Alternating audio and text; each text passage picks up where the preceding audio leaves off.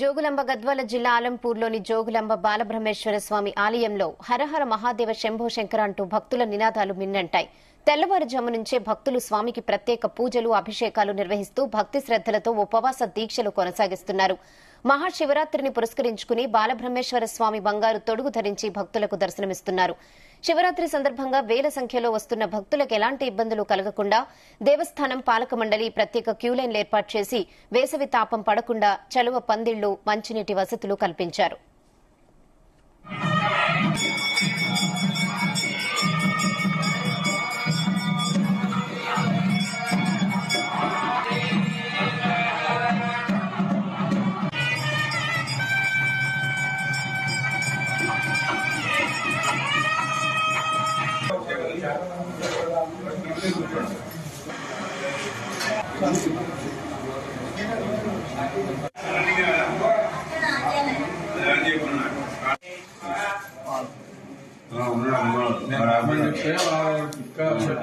తమ్ముడు కదా